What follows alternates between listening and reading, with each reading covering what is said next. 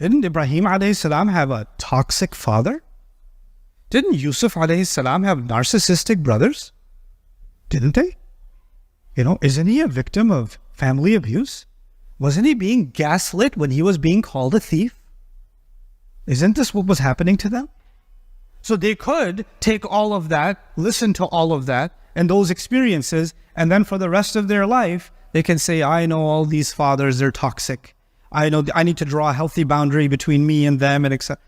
Even Ibrahim alayhi salam, when he's being expelled from his own home, he turns back to his father and he uses Ya Abati. He turns, my beloved father, Ata'tu shidil al-hub. He turns to his father and says, Dad, I still love you. You may not be good to me, but that doesn't mean I will no longer be good to you. And I'll still pray for you to be forgiven. La astaghfiranna lak. I'll pray for you still. Because maybe Allah will turn your heart. I can't do anything about it. I have to leave now. That's okay. But I still care about you. He doesn't say, you know what? You are a narcissist. You are a toxic person. I'm glad now there's a distance between us. I need to keep you away from my own personal healing. This is not his attitude. This is not his approach.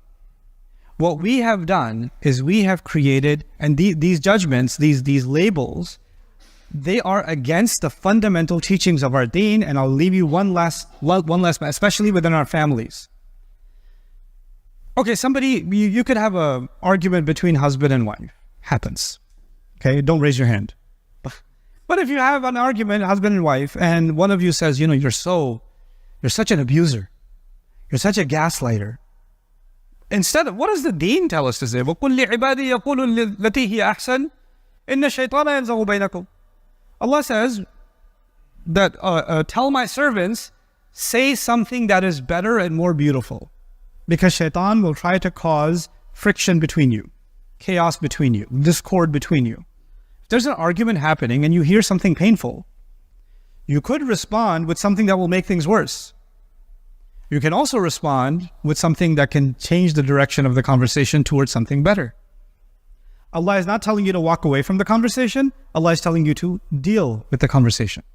If the conversation is completely out of hand, Allah is saying, إِذَا خَاطَبَهُمُ الْجَاهِلُونَ قَالُوا سَلَامًا. When the ignorant address them, they walk away peacefully. They say peace. They don't walk away stormed out. They walk away peacefully. But in this ayah, in Surah Al-Taghabun, I learned something I was fascinated by. Being a student of psychology, I was fascinated by it. يَا أَيُّهَا الَّذِينَ آمَنُوا إِنَّ مِنْ أَزْوَاجِكُمْ وَأَوْلَادِكُمْ عَدُوًّا لَكُمْ. Those of you who believe, some among your children and among your spouses, there may be enemies for you. This is in Medina. The surah was revealed in Medina. Rasulullah sallallahu alaihi wasallam was living among the Jewish and Christian tribes, and he was also among the Muslims were actually leading towards nifaq. They were leading towards hypocrisy. And you don't know in your family who really has iman, who doesn't. There was a mix.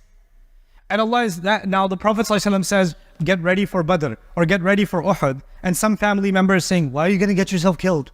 Stay home. Just tell them you got sick. I'll just say you overslept. And tell them later. And they're trying to hold you back. They're trying to, because they don't want him to go. Well, why do you have to go every morning at Fajr? Can you just stay? And they're having these conversations. And Allah Azza wa Jal tells him that there may be among you so people that the family is so extreme that they might even be enemies for you. That extreme. I mean, you don't use this ayah and go home and say, now I know what you are to me. إِنَّ مِنْ أَزْوَاجِكُمْ وَأَوْلَادِكُمْ عَدُوًّا لَكُمْ. No, it's not. This is an extreme case. These are extreme cases. The word adu is not used lightly in the Quran. Okay, but this is the extreme case. Fine, an extreme case can exist. An extreme case where your own spouse and your own children, according to Allah, are what? An enemy. What do you do in the extreme case? Well, what you do from the pop psychology perspective, the Instagram psychologist can tell you what you do in such extreme cases is you draw some boundaries and you walk away and you heal yourself and you declare them abusers and all this stuff. And what does the Quran say? وَإِن تَعْفُوا وَتَصْفَحُوا وَتَغْفِرُوا فَإِنَّ اللَّهَ غَفُورٌ رَحِيمٌ. Okay, and if you can forgive, if you can overlook, You can cover their mistakes. Okay, at one point they became really aggressive, but now they're really sorry about that. You know, don't bring it up again. Tasfahu. Safaha means to turn the page from safha. Turn the page. You know what that means? I remember what you did last year. You remember? I still remember those words. Do you remember what you said? That's not tasfahu.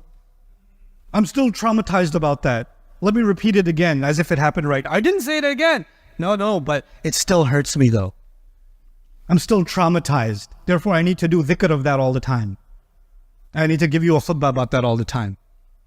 Allah says if you can just turn the page, then Allah is forgiving too. Maybe things will reconcile. Even in the worst case, there's room for reconciliation. There's room to make things better.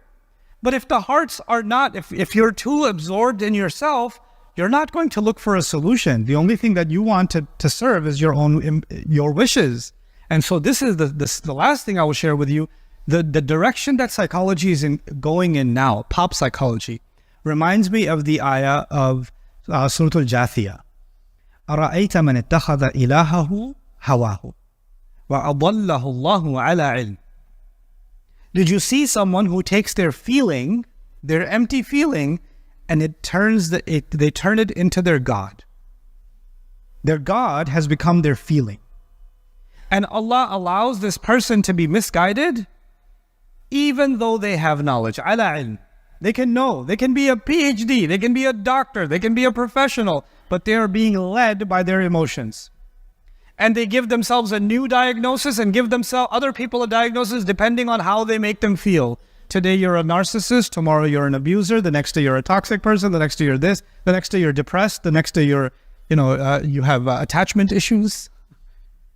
You just throw out these diagnoses, label people. أَضَلَّهُ اللَّهُ عَلَى عِلْمٍ وَخَتَمَ عَلَى سَمْعِهِ. So Allah says, and this kind of a person, Allah will put a ceiling on their hearing. You know what that means? That means it doesn't matter if you try to reason with them. You cannot reason with people who live by emotions. Many of you have experienced this. When people are living by their emotions, if you're trying to be logical, it's like talking to a wall. But I feel. The feeling is, that's the God. خَتَمَ عَلَى سَمْعِهِ وَجَعَلَ عَلَى قَلْبِهِ غِشَاوَةً. And Allah places a cover over their hearts. وَمَنْ يَهْدِيهِ مِنْ بَعْدِ اللَّهِ. Who's going to guide them after Allah? That ayah, that last part of that ayah, who will guide them after Allah? You know what that means? They replaced Allah with their own feelings. That's why there's no more guidance for them. Because their ilah is actually Allah, but their ilah became their hawa. So Allah says, فَمَنْ يَهْدِيهِ مِنْ بَعْدِ اللَّهِ. Who's going to guide them after Allah? After they remove Allah from their hearts, what guidance can they have?